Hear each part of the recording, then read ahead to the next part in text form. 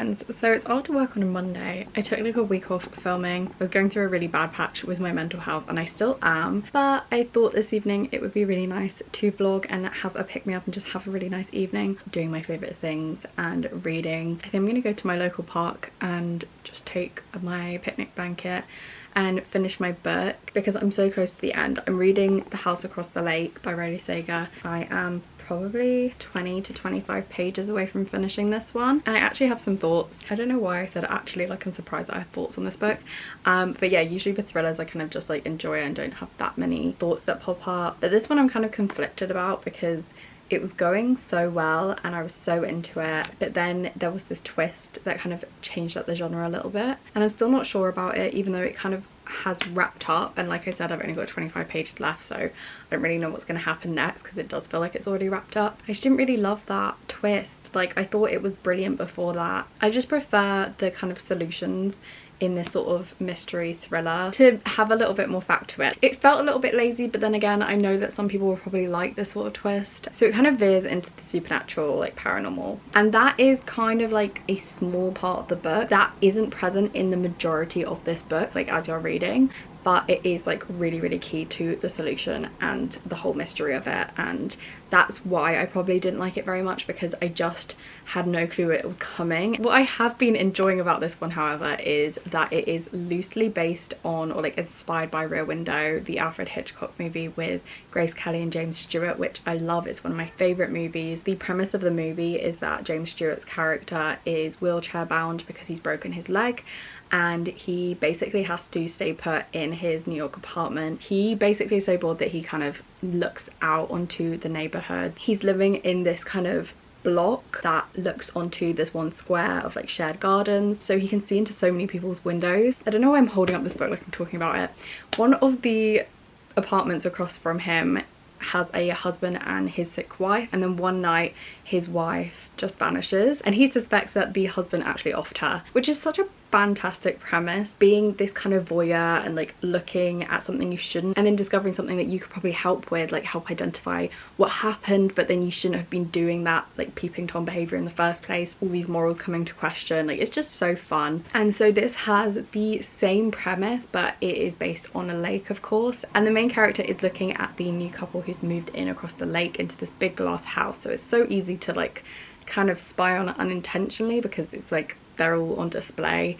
The main character, Casey, actually befriends the wife that lives there because she saves her from drowning right at the beginning, and then of course the wife goes missing and Casey suspects the husband. So it's literally exactly like Rear Window, but just a very different setting, different time of year. This looks like it could kind of be like a summer thriller, but it's actually more autumn. So yeah, quite different vibes to Rear Window, but that same like really cool premise of unintentionally witnessing a potential murder by means of spying with binoculars. It is so much fun. Like, it is such a great plot setup. So yeah, that's why I did enjoy so much of this, but it is just, like I said, the last like major twist and explanation as to what's happened. I just wasn't a fan of where it went, but I'm sure a lot of people would be. I've been reading it on and off for at least 2 weeks now, so I feel like I just need to commit to finishing it and wrapping up and reading these last 25 pages. Like I said, I'm not feeling the best like mentally. I was supposed to be going to a Coco Mellors event tonight in Central, but I just could not bring myself. Like, once I started getting ready, I just felt so bad that I knew it was just best for me to stay at home. So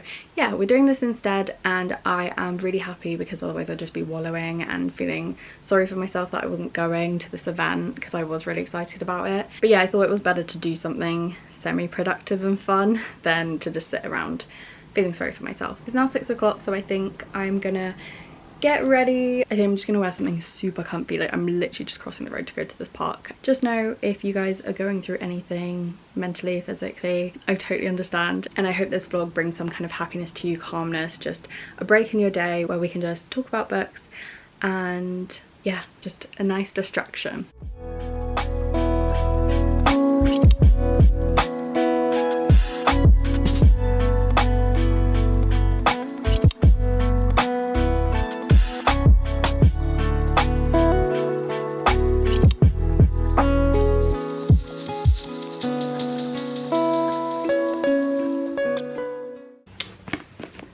finished my book. I literally finished this and then the sun went in within a minute of me finishing this. So I packed up straight away and came back. So it is just before 7 now. So it only took me, I'm gonna say only took me, it was 25 pages and I was out there for about 40 minutes. But anyway, I was very distracted. A dog came up to me. There was a lot going on. I did enjoy that last chapter and then that short epilogue. I thought it was wrapped up really nicely, considering, like I said, I wasn't really enjoying where it ended up. It was another final twist. I feel like Riley Sager does that really well. He kind of like leaves you scared. This is my third Riley Sager now, and I've read every single one in the summer, and it's just something about reading a Riley Sager in the summer I just really enjoy. But I think I'm gonna give this 3 to 3.5 stars. Just thinking about like other books that I've read that are 3 stars, I think I enjoyed this one slightly more, but it didn't blow me away or anything. I would recommend it if you enjoy thrillers, especially if you enjoy plots like Rear Window, which I highly recommend just watching that movie anyway. Yeah, if you like kind of a paranormal kind of like urban legend type plot, then yeah, I do highly recommend. So yeah, I finished my book. I already feel tons better now that I've done that and like just getting outside, because I work from home today and I didn't leave the house, so that just made me feel so much better. And yeah, now it is 7 o'clock. I'm gonna make my dinner, but I'm not sure what to make because I'm kind of feeling like having some kind of broth, just because I'm feeling like just under the weather in general. I don't know if it's like my body or my brain or both. I had quite a packed weekend. Like I spent a lot of time with friends and I went out, not went out, but I went out for drinks with friends 2 nights in a row over the weekend. So I wouldn't be surprised if I was feeling a little bit tired from that, a little bit run down. Okay, I'm gonna get on, I'm gonna make my dinner and probably pick something to watch on TV, because that will be the next thing that's gonna make me super happy this evening. I binge watched all of the new Bridgerton episodes last night, so I kind of don't have anything to watch anymore. But yeah, I did enjoy them, like not as much as season 2, but then I think it would be really hard to top season 2. My tier ranking might actually go season 2, season 1, season 3, but then we have only watched half, so I don't even want to make that judgment. Anyway, love Penelope, not sure about Colin. That's all I have to say.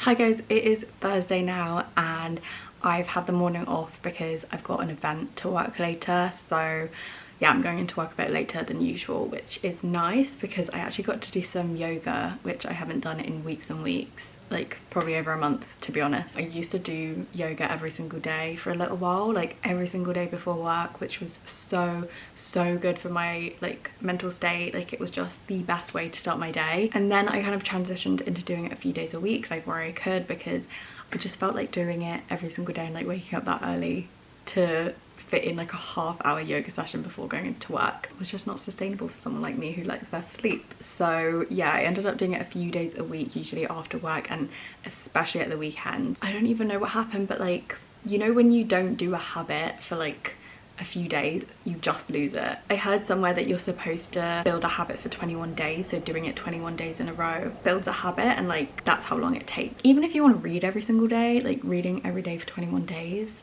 means that like you build like an unbreakable habit. I don't know how true that is, to be honest, but yeah, I definitely haven't done yoga in a few weeks, so it felt really good to do my first session back. Like I literally just do it on YouTube and I watch yoga with Adrian. It's definitely a habit that I want to build up again. Recently I tried to start jogging again, but the first time I went out I got harassed by a man on a bike. I really wouldn't want to put anyone off jogging because it can be the best thing ever, but honestly a lot of the times when I'm considering going for a jog and like want to get back into it, I just think about how many times I've been harassed and like bothered by men when I'm just trying to do something for my health. It's so stressful. Anyway, I shouldn't let that stop me from doing something that I enjoy, but here we are. Maybe I can do a jog this weekend, like in a couple of days. We've got a long weekend now, so I could probably do 2 during the day and like when families are around and feel a little bit more safe. I'm using this vlog to get back into like all of the things that I enjoy and like trying to be like kinder to myself, which makes me so happy. Like I was having such a bad morning like an hour ago, like I was actually crying while I was getting ready. Honestly, my mental state is like a bit on the rocks. Like I tried a new lip combo and then all of a sudden I was happy again. Like I don't really understand my brain and how it's working at the moment. But anyway, let's start talking about books again. So the last time I checked in with you guys, I'd finished The House Across the Lake by Riley Sager, and I ended up giving it 3.5 stars. And then the book that I'm currently reading physically is Women and Children First by Alina Grabowski. This is a bit of a weird one. What page am I on? I'm on page 58 of this book, and I've been reading it for the last 2 days just on my commute, but I'm really not sure about it at the moment. I think the writing is really, really beautiful. There have been some wow moments, but in terms of the storyline, I'm very, very confused. So this is split into 10 sections for 10 different women, so you get each of their point of views, and it's kind of surrounding this tragedy that happens in this small coastal town in Massachusetts. This young girl dies. So I've read the first full point of view and I'm halfway through the second. Yeah, I'm pretty sure this girl has been mentioned, the one that dies, but like we haven't been told what actually happened yet. It is described as a literary puzzle, and to be honest with you, that's kind of accurate because I am puzzled. So just as I felt like I was getting to grips with the first point of view, it switched. I felt like the narrative was like quite similar. Like I didn't feel like it distinguished between the two characters that much. The way they see the world like doesn't change that much, so I'm a bit nervous that a lot of these sections are going to be kind of samey. But yeah, I don't feel like I've read enough to like give a proper judgment yet, and I feel like I need to give this more of a chance. But I literally can't help it, like I zone out for like a whole page or two and then I'm like, I have no idea what just happened, and then I'm rereading it. Like it's just taking me so long to actually get into this. I'm gonna keep going with this because I don't want to DNF. Like I feel like as soon as I put a book down, like I just never pick it up again, and I don't want to do that with this one because I was so excited for it and it sounds so good. So I think I just need to give it more of a chance and like really try and concentrate whenever I'm reading it and like, you know, give it my full attention. So on Monday I told you guys that I missed the Coco Mellors event because I wasn't feeling so good and didn't want to leave the house. I'm glad that I did that because I had such a nice evening that day, but I was so lucky because the next day she came into my work and I got to interview her with my friend Ross, and we just spent like an hour with her and she was signing books and we were just like asking her questions and we got photos with her. Like it was just such a nice experience, and she's so warm and bubbly. It was like the best day I've had at work in such a long time, and I managed to get my book signed by her. So I got my proof copy signed, Welcome to the Sisterhood, so cute, and then I got my finished copy signed as well. These are now prized possessions in my collection. I'm so obsessed, like I love them so much. If you didn't know, Blue Sisters was my favorite book of last year. I got this proof copy in December and I read it before the end of the year, and it was the most realistic and honest, messy depiction of sisters ever. Like I have a younger sister obviously. It didn't sugarcoat whatsoever. I really appreciated it, and I have never read a book where sisters featured in it that I just felt actually accurately captured the essence of that sort of relationship. I feel like all of you should read it, especially if you have a sister. I feel like you'd relate so much.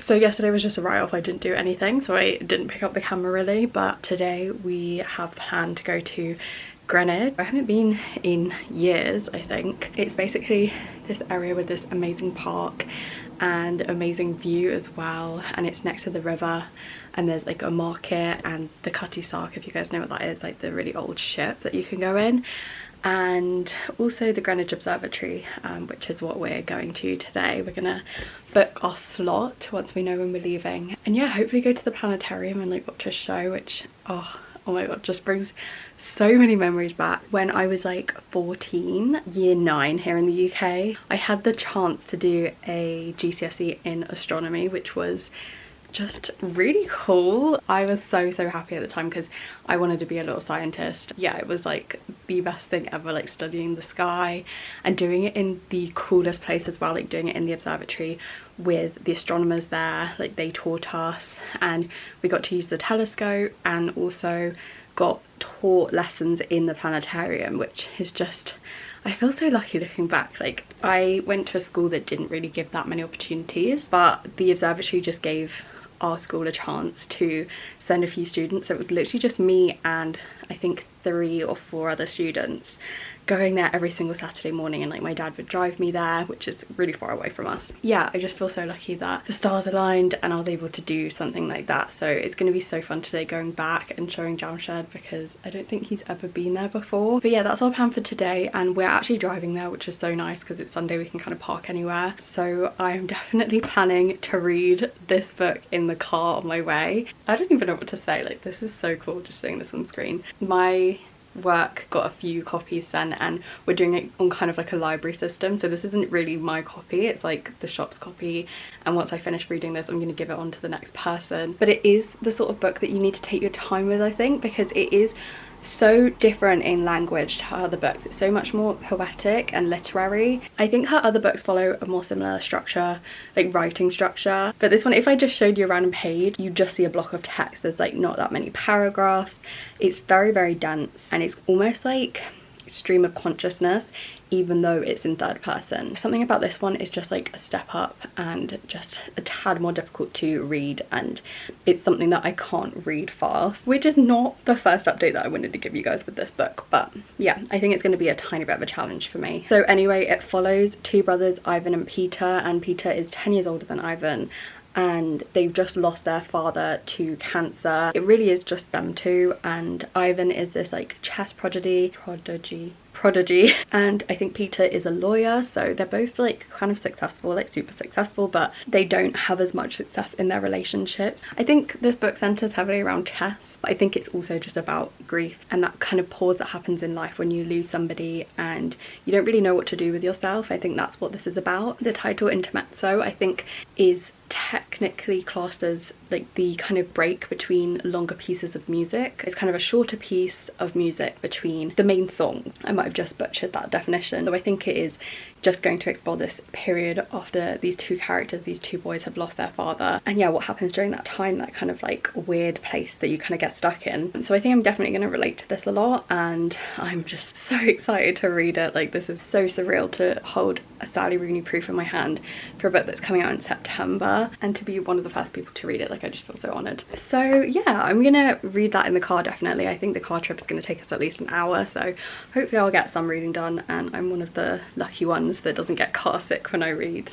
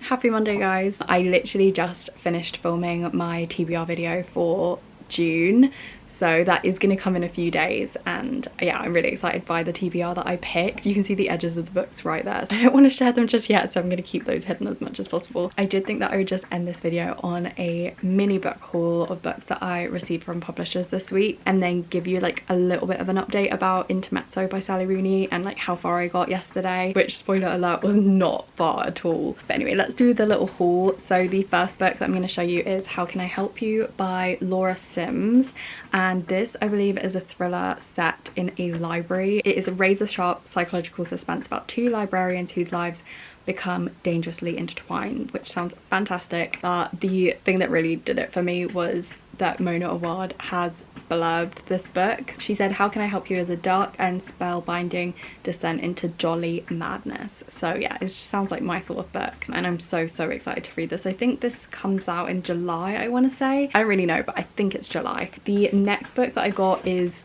maybe even more weird, and that is Hard Copy by Fien Veldman. I definitely said that wrong. I think this is a Dutch author. Anyway, this is a literary fiction, I think in the same vein as Melissa Broder, and it's literally the story of a woman's relationship with the office printer at the place that she works, which is the only thing I know about it and just sounds absolutely mad. But apparently there's at least one chapter in here that's from the point of view of the printer. I love this cover as well. Like, I can't not say something about this cover. It is fantastic. Probably one of my favorite covers I've seen in a while. Like, wow. And the last and probably most exciting book is Little Rock by Akwaeke Emezi. How cool is that? I am obsessed. There needs to be more brown books because this is gorgeous. It follows 5 people over the course of a weekend which will brutally upend all of their lives. I think it's set in Lagos. So yeah, I'm really excited to pick this up when I get the chance. That's my very small but very exciting haul. And then yeah, the only thing left to tell you is how far I got into intermezzo. I don't even think I've finished chapter 2, so I think I'm a little under 50 pages into this book. I think I'm on page 47, but I am loving Ivan's chapter so much more. So the first chapter followed Peter, who is the older brother. He's the lawyer. I just don't think he's as interesting. He's not as compelling to me as Ivan. So Ivan is the 22-year-old chess player, and that first chapter of Ivan's was, I mean, I haven't finished it, but so good. The scene with him playing chess, he's playing chess against 10 people. It's just so well written. Like, I just feel like this could make such a good adaptation already. But anyway, I'm not going to get ahead of myself by saying that. Yeah, I was a little bit nervous when I wasn't as into Peter's chapter and like perspective. I think I just need to give myself a little bit of time to get into his, because the way that it's written is like slightly more stream of consciousness than Ivan's. Ivan's was really interesting because it kind of went into the perspective of someone else as well. Like, this is all third person, but I forget what it's called when it kind of can dip into what a person's thinking. In Ivan's chapter, you kind of got the thoughts of the woman who I think is going to be the love interest. She's like a bit older. She works at the place where he has this chess tournament. Yeah, their dynamic's already super interesting, and I can't wait to read more of this, guys. Like, I'm definitely gonna dedicate some time this afternoon to picking this up and reading, and I will definitely be featuring more of it in my next vlog, because I'm gonna start my next weekly vlog like right after this. I can't wait for that one because I've got so much fun things to look forward to in the coming week. So yeah, this vlog definitely started in not so great of a place, and this week has been very up and down for me, like mostly down, but I've had such high highs as well. Like, just thinking about how this week has gone and like how May's gone in general, like I've had such like standout moments, like meeting Coco, Mellors and ST Gibson this week. I could actually scream, my camera battery died and it stopped recording, but I'm now editing this video right where you just saw it, and I want to conclude it. I want to wrap it up.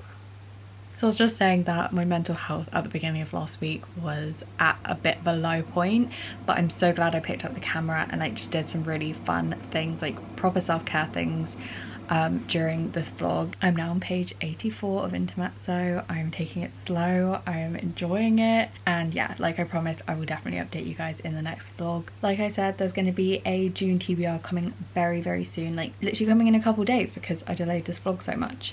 So yeah, I hope you enjoy this kind of double barrel video situation. But yeah, I hope you guys enjoyed watching this vlog. If you made it to the end, sending lots of love.